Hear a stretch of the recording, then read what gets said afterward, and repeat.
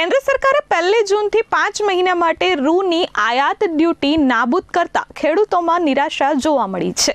ખેડૂતોને આર્થિક રીતે ભય સતાવી રહ્યો છે. કેન્દ્ર સરકારે 1 જૂનથી રૂની આયાત ડ્યુટી 5 મહિના માટે નાબૂદ કરી દીધી છે, જેના પગલે કપાસ પકવતા ખેડૂતો નિરાશામાં છે. આયાત ડ્યુટી રાબેતા મુજબ ચાલુ રાખવા ખેડૂતો માંગ કરી રહ્યા છે.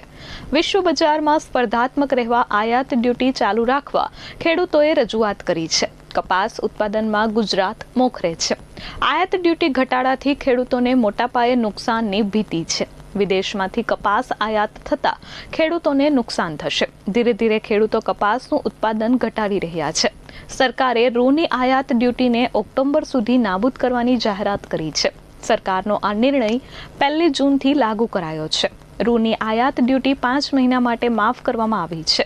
રૂ પરની બેઝિક કસ્ટમ્સ ડ્યુટી તથા agriculture infrastructure and development cess નાબૂદ કરાયો છે.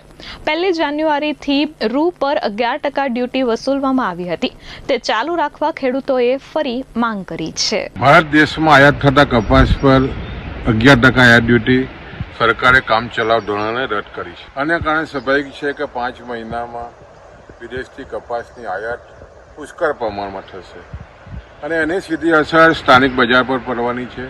ઓક્ટોબર મહિનાથી નવો કપાસ આવવાનો છે અને જ્યારે સ્થિતિ બનશે ત્યારે સ્વાભાવિક છે કપાસના ભાવો ખૂબ જ નીચા જયા હશે.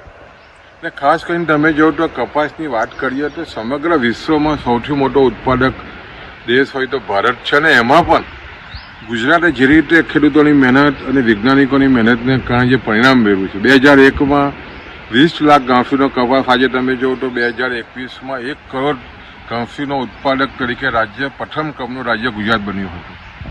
પણ જે રીતે સ્થિતિ બનતી જાય છે, ગુલાબી ઈયળોનો ત્રાસ અને ખાસ કરીને ખેડૂતોને જે રીતે પોષણક્ષમ ભાવો ન મળવાને કારણે તમે જુઓ તો મુખ્ય પાક સૌરાષ્ટ્ર ઉત્તર ગુજરાતમાં ખેડૂતો ધીરે ધીરે કપાસની ખેતી છોડી રહ્યા છે.